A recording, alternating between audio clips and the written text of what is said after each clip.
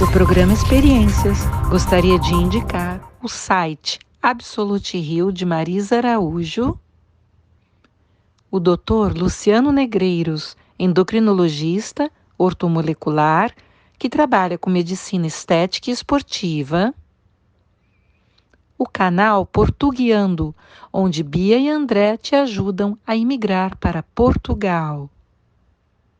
Fofa Fest, os melhores eventos, sob o comando de Ilse Rangel, a Fofa.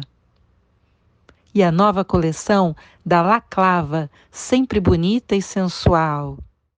Olá, e aqui é Malu Maciel de volta com vocês para o programa Experiências. E o nosso convidado de hoje é um ator completo de cinema, TV, teatro, um dos melhores atores do Brasil. Vocês têm que ver esse monólogo que ele está agora maravilhoso. Gente, como ele mesmo dizia na novela, Cruzes, ele está arrebentando. Com vocês, Paulo Betti. Muito obrigado pela apresentação, Malu. Que prazer estar aqui conversando com você. Prazer é todo nosso. Ficamos muito felizes de ter a sua presença. É uma honra. Muito obrigado. Você está com uma peça que você está viajando pelo Brasil. É um monólogo divertidíssimo que eu amei, chamado...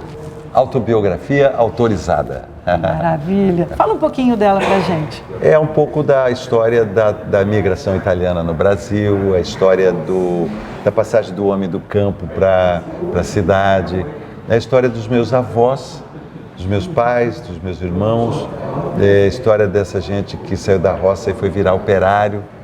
E eu faço com um certo humor e com drama e poesia, e vou contando essa história e o público se diverte, às vezes se emociona um pouquinho. Estou muito feliz. Há 9 anos já estou na estrada com essa peça. Que maravilha. E de onde surgiu a ideia de montar essa peça? Pelo fato de eu ter anotado muita coisa durante muito tempo. Eu sempre quis ter um monólogo pela facilidade, talvez, de locomoção, e é bom você ter um monólogo assim é mais fácil de produzir tudo, né? Acabou que a minha peça teve uma produção até grande, mas eu sempre quis ter um monólogo, e aí eu percebi que eu já tinha, ia montar um monólogo escrito por um amigo meu, mas daí no meio do processo eu falei, não, acho que eu mesmo vou escrever, e aí eu percebi que eu já tinha escrito, porque então eu sempre tive uma admiração muito grande pelos escritores, pelos autores, Dias Gomes, Maria Clara Machado, os primeiros autores que eu fiz. Eu sempre tive uma admiração, mas nunca pensei que eu mesmo podia escrever alguma coisa. E aí percebi que eu já tinha escrito, né? Durante muito tempo eu tomei nota das coisas, e aí acabou rendendo uma peça. É o caderno que você mostra na sua peça, o caderno grande, né? O cadernão é onde eu anotava tudo. Claro que aquele é um caderno cenográfico, obviamente, mas porque o outro está se desfazendo, é muito grande, cheio de recortes, colagens, é uma doideira. E fora isso também, a vida inteira eu fui anotando coisas, e daí eu achei que tinha que, pelas particularidades da minha história, assim, da minha avó, do meu avó, da vida deles, eu achei que aquilo podia teria interesse coletivo, né? Tem, a gente se identifica, né? E todo mundo tem seus ancestrais, né? Valorizá-los, né? Então, se passar pela tua cidade Autobiografia Autorizada, não deixe de assistir. E a gente vai estar colocando aqui no rodapé da tela, no GC, toda vez que tiver. Muito obrigado, eu agradeço, muito obrigado. E você falou que tem um curso que você está oferecendo para pessoas que gostariam de ser atores. Esse curso é um curso de adaptação literária. A gente mostra o processo de um filme que eu fiz, chamado A Fera na Selva, do livro A Fera na Selva, do Henry James, a adaptação feita pelo Luiz Arthur e por mim para o teatro, e eu encaminhando para o cinema, e depois a possibilidade de assistir o filme num site.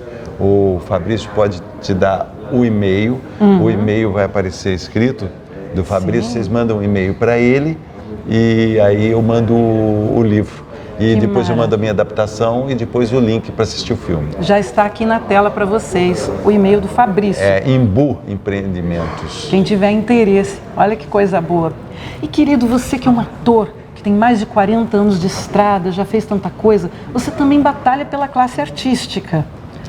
Sim, pela importância do nosso trabalho e eu acho que eu acredito na cultura, na arte, na educação, principalmente no teatro, né? Sim, eu acredito muito engajado, nisso, acho né? importante que as pessoas vejam teatro. Você sabe, vai sair agora um resultado de uma pesquisa, lá em Bauru está tendo um grande encontro, vai sair o resultado de uma pesquisa científica, diversas, não uma só, mas algumas, que comprovam que quem assiste teatro, quem vai ao cinema, quem consome esse tipo de coisa, Cultura, acaba né? tendo mais saúde. Olha. E não é só mental, é física também. Olha que doido. Então, cultura é saúde. A gente já sabia, né? A gente já sabia. Pois é. Cultura é uma necessidade. Inclusive, na época do Covid, você empenhou um papel fundamental, né? Você entrou na luta pela cura, na luta pela vacina. Eu fiz essa peça diversas vezes também, online, e eu tenho a certeza que, enfim, não tinha outra luta, né? A gente tinha que lutar pelo óbvio, né? Assim, vamos tomar vacina, gente, porque isso é uma doideira, né? O mundo estava de cabeça para baixo naquele momento, né? E você luta pelos direitos dos autores, você luta por tanta coisa. Eu andei enfim. entrevistando Cristina Pereira, Otton Bastos, Osmar Prado, todos citaram da luta, Paulo Betti. mas todos são meus companheiros, eles são da mesma turma. Da né? luta pela Nós somos pela uma classe, turma né? que não tem como a gente, né? Não tem como a gente não lutar, né? Eu sempre tive isso na cabeça, que a vida é uma luta, né? Todos mencionam Paulo Betti em todas. Fico feliz. São pessoas que eu respeito e amo. Que maravilha. Você pode esclarecer para o nosso público o que é a Lei Rouanet? A Lei Rouanet é uma renúncia fiscal. Por exemplo, um automóvel poderia ser obrigatório ter escrito no automóvel: esse carro foi produzido graças à lei de incentivo à construção de automóveis, número tal, tal, tal.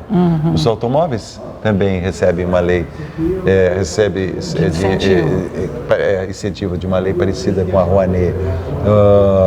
A agricultura também tem, e em quase todos os países do mundo existem leis e formas de apoiar a arte, a cultura, o cinema, o teatro e manifestações culturais, né? E no Brasil foi criada no governo, acho que foi no governo do Collor ainda, lá atrás, a lei, que era o ministro Paulo Rouanet, a Lei Rouanet. Então o empresário, ele abre mão, ele destina um certo valor do imposto que ele tem a pagar, ele teria um tanto de imposto a pagar, ele tem 6% do imposto a pagar, ele destina para a lei. Então daí ele obtém como retorno a divulgação da atividade dele na peça que ele está apoiando, no filme que ele está apoiando, e é basicamente isso a Lei Rouanet. Ela é rigorosíssima na prestação de contas, é difícil de prestar contas na Lei Rouanet, porque é muito rigorosa. Então isso é uma das fake news que se faz, é de que a Lei Rouanet não faz sentido.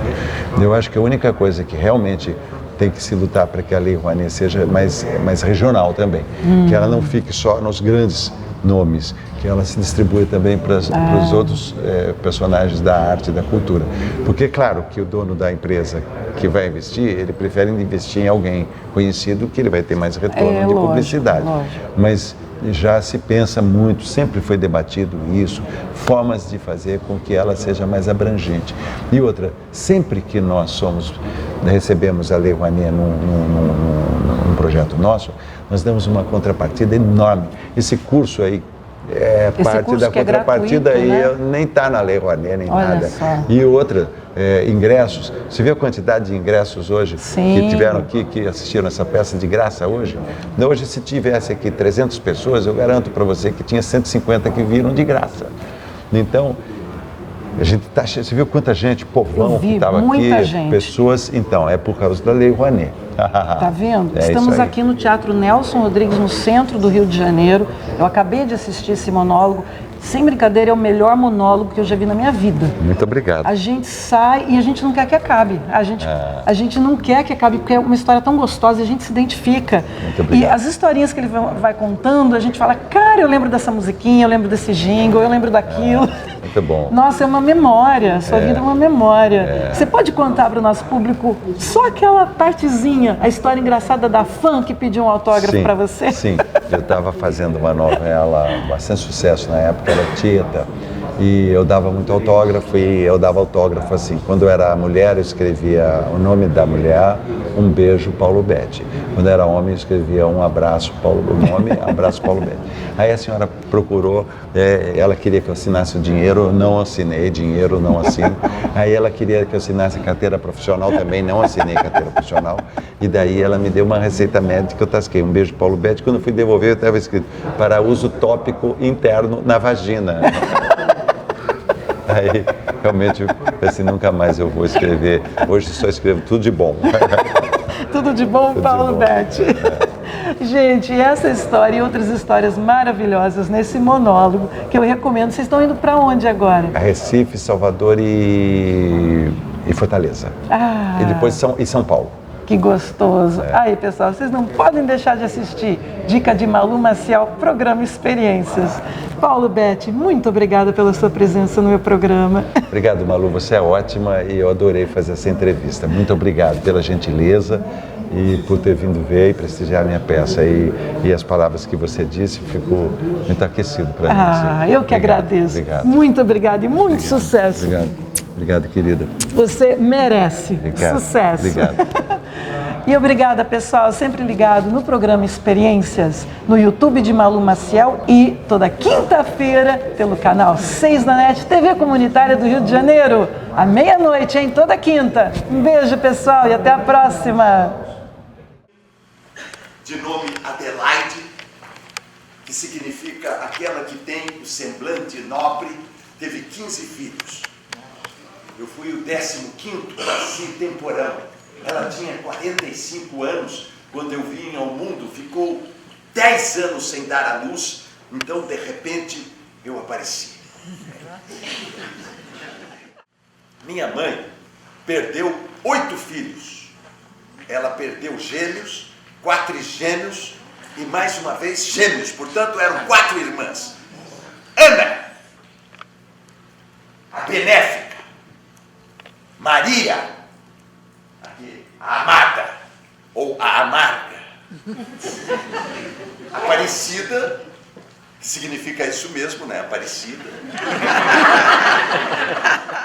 Assim que meu cordão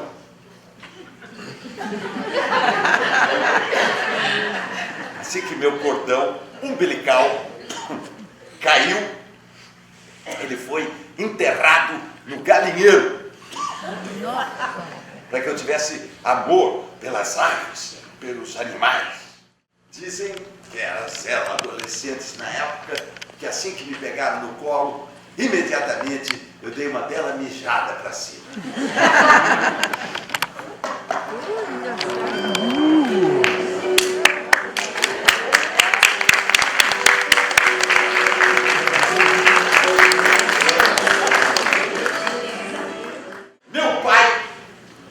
Sabia assinar seu nome? Veja aqui, no termo de abertura do nosso quarto, né?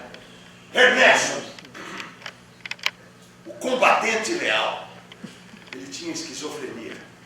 No intervalo das internações, fazia filhos na minha mãe. Que bela ninhada era aquela ali. Meu pai ao centro, minha mãe, minha avó, minhas 2 irmãs gêmeas ali, Antônio e Ana.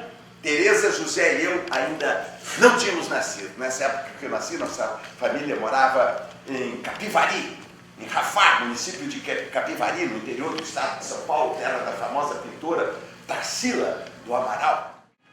E a época da relativa fartura tinha acabado quando apareceu uma estrada asfaltada do lado, e nosso bar, nossa venda, nosso empório, numa vicinal, começou a minguar. Meu pai costumava falar com muita saudade daquele lugar onde um dia ele ouviu, assim, cantar de passagem ali pelo seu bar, a famosa dupla caipira daquela época, o casal Cascatinha e Ana. Eles tinham uma música muito bonita que era Aquela colcha de retalho que tu me deste. Tinha uma outra que era Meu cafezal em flor, tanta flor, meu cafezal. É deles também.